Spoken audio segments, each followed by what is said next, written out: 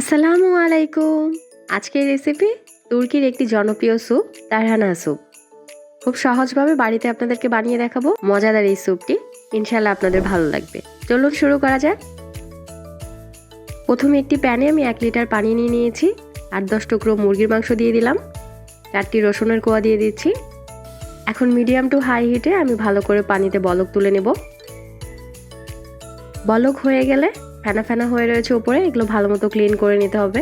অবশ্যই খুব ভালো মতো ক্লিন করবেন, না হলে স্যুপের কালার ও টেস্ট দুটোই নষ্ট হয়ে যাবে। আমার ক্লিন করা হয়ে গেল। এখন এখানে 4-5টি এলাচ দিয়ে দিচ্ছি। 4-5টি কালো গোলমরিচ দিয়ে দিলাম। কিছুটা কালো গোলমরিচের গুঁড়ো দিয়ে দিচ্ছি। 1 চা চামচের মতো লবণ দিয়ে দিলাম। এখন আরও 8-10 মিনিট ভালো করে সিদ্ধ করে নেব। 8-10 মিনিট পর আমি মুরগির মাংসগুলোকে উঠিয়ে নিচ্ছি। আর এই চিকেন স্টকটিকে আমি খুব ভালো মতো স্ট্রেনার দিয়ে সেঁকে নেব।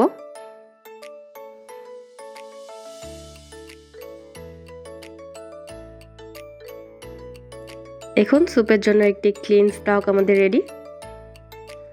আর সেদ্ধ করে রাখা মুরগির মাংসগুলোকে আমি কাঁটা চামচের সাহায্যে একটু ছাড়িয়ে নিচ্ছি।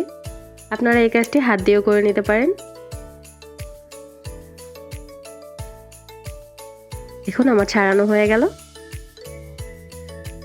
একটি কাপে আমি 3 টেবিল চামচ কর্নফ্লাওয়ার দিয়ে দিচ্ছি। 3 টেবিল চামচ পানি দিয়ে খুব ভালো মতো গুলে একপাশে রেখে দেব।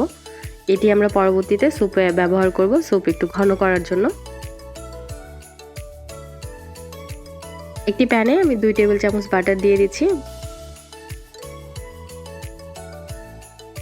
বাটার মেল্ট হয়ে গেলে 1 টেবিল চামচ রসুন কুচি দিয়ে দিলাম।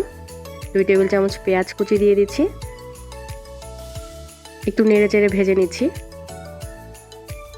কিছুটা ভাজা হলে আমি 1 টেবিল চামচ কাঁচামরিচ কুচি দিয়ে দিচ্ছি। একটি বড় সাইজের গাজর আমি ভালো মতো গ্রেট করে এখানে দিয়ে দিয়েছি। এখন এটাও একটু নেড়েচেড়ে ভেজে নেব। কিছুটা ভাজা ভাজা হয়ে গেলে সেই চিকেন স্টক আমরা এখানে পুরোটাই দিয়ে দিচ্ছি। সেদ্ধ করে রাখা মুরগির মাংসটা দিয়ে দিলাম।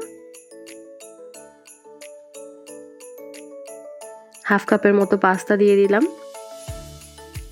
সবকিছু একটু নেড়েচেড়ে ভালো মতো পাস্তাকে সিদ্ধ করে নেব।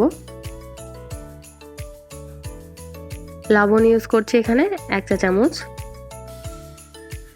লাল মরিচের গুঁড়ো ইউজ করলাম 1 চা চামচ। আপনারা চাইলে এখানে পাপরিকা পাউডারটা ইউজ করতে পারেন।